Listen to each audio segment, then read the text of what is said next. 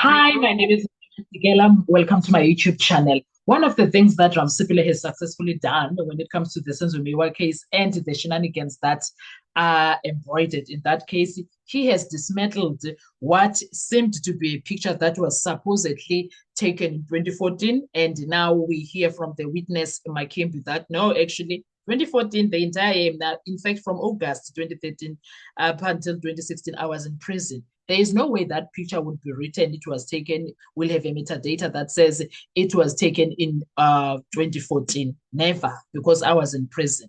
So you see, Ramsipile is just a smart guy. That's why I call him my goat. I believe in him.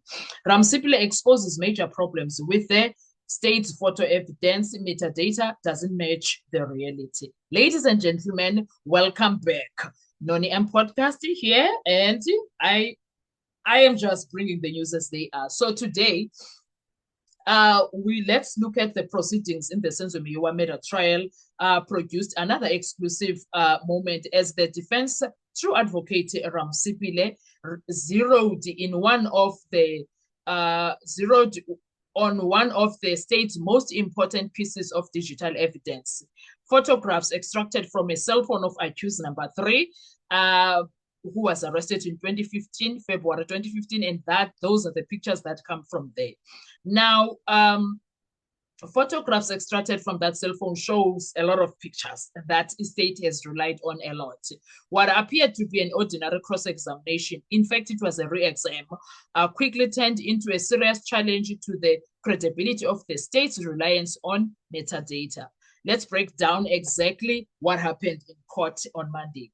Ramsipile began by taking the witness back into his personal history. He confirmed that the witness had lived at the Basotho hostel in 2009 and again between 2011 and 2013 before moving to Kingsway in Benoni, where he was eventually arrested with his brother Marco Buthelezi. On its own, that may not have sounded significant, but it laid a very serious foundation for everything that followed. The advocate then shifted the focus to another individual, Simphiwe Buthelezi. The witness confirmed that Buthelezi had also lived at Basotho Hostel before later relocating to Hilderberg after his release from prison. So the Buthelezi brothers are people that get arrested, okay? Criminals, because they are in and out of prison. That's what I'm getting. Because this is Simphiwe out of prison. Marco was in prison. Makimbi was in prison. Okay, I didn't hear about the other ones. But the Buthelezi brothers were notorious for being prison inmates, okay? Now, the witness confirmed that Buthelezi had also lived in a hostel, Basotho hostel, before going to Hilderberg after being released, which is Simphiwe. Why was Ramsipile interested in these details? Because they established that the witness personally knew the people appearing in a photograph the state had relied upon during the trial. The defense requested that photo 44 of Exhibit S from accused number 3, Mthobisi Mncube, to be displayed on the courtroom monitors. This photograph forms part of an album downloaded from the cell phone of accused number 3. I already mentioned this, but I need you to keep up on it, okay? Ramsipile carefully instructed the witness to identify every person in the photograph from the left to the right. The witness confidently named the individuals one by one.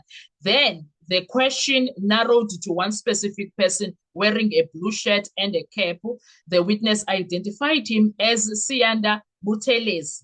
Now, you would remember that why Siyanda Buthelezi is a name that is very significant in the Senzo Meyiwa case, and you will understand and remember that that is very important.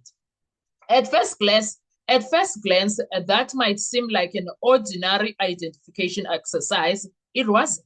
Ramsipile reminded the court of something Bongani Ntanzi had testified to earlier in the trial. According to Ntanzi, when police arrested him on 16 June 2020, Sergeant Mogale allegedly addressed him by saying Siyanda Buthelezi. Now, for someone who is listening very carefully, you would understand that These cops were not looking for Undanzi, but they just, by the way, took him. Because now, I guess, hey, this is something that they missed, man. Ukuyibuza kuma Kimbi. Was Usiyanda Buthelezi ever an employee somewhere in a mine in Rustenburg? I think that question was very important. They should have asked that question so that it can give us a clear understanding that they were not looking for you. They were looking for Usiyanda Buthelezi. And Usiyanda Buthelezi, yes, was staying in Rustenburg. It was going to give us that. If Abo Ramsipile thought of it, Nkosiyam, was Siyanda Buthelezi staying in Rustenburg at some point in his life?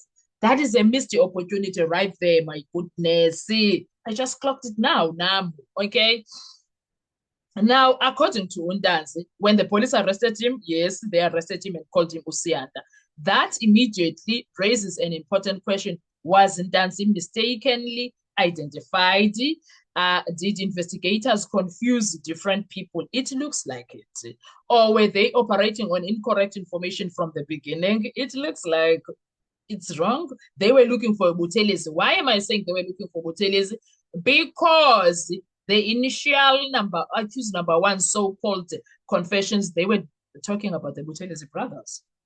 They were talking about the Buthelezi brothers. Now, Ramsipule did not argue the answer outright. Instead, he allowed the evidence itself to raise the possibility. Then came the moment that changed the direction of the cross-examination by Ramsipule. In fact, it was the re-exam. Ramsipule turned everyone's attention to the metadata attached to the photograph.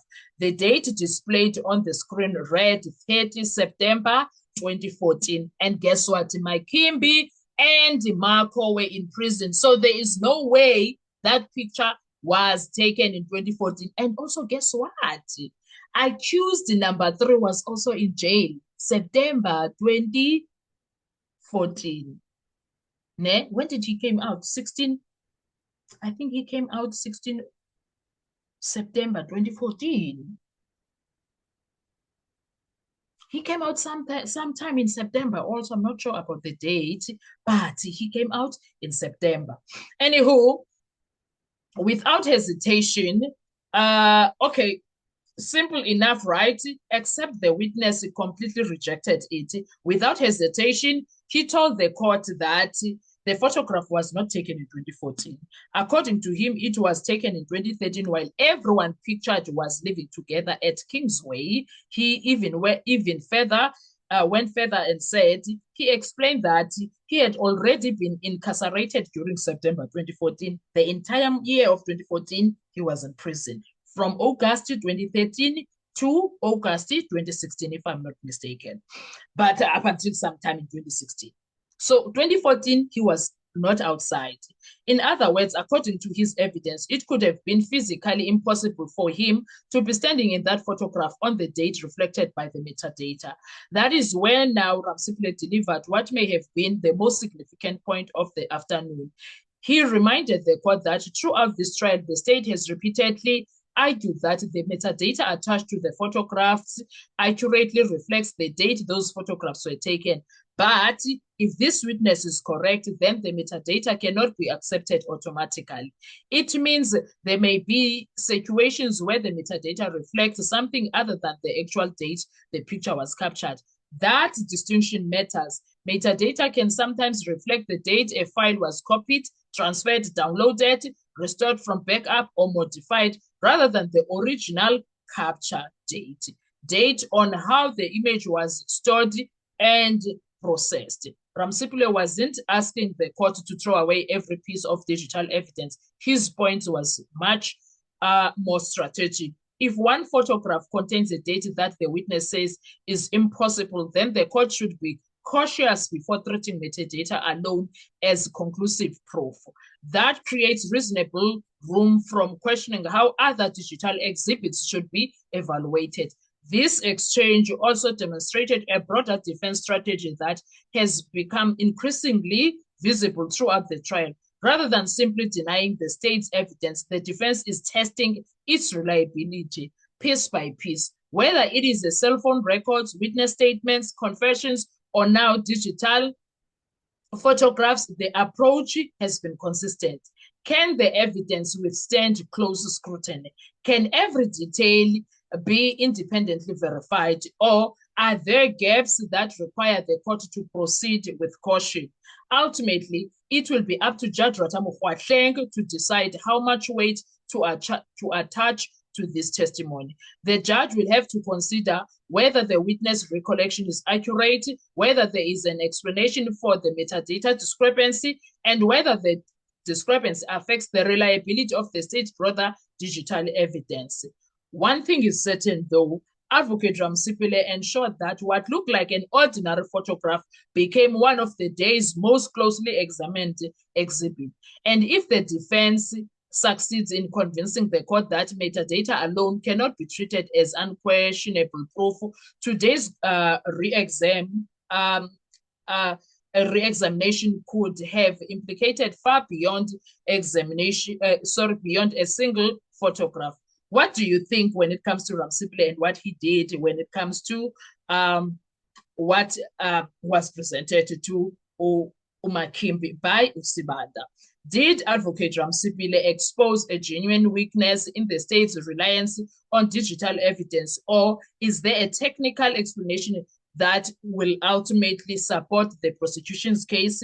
Share your thoughts respectfully in the comment section below. If you enjoyed this in-depth and courtroom analysis, don't forget to like this video, subscribe to the channel, and turn on notification bell so that you never miss any update from the Senzo Meyiwa murder trial.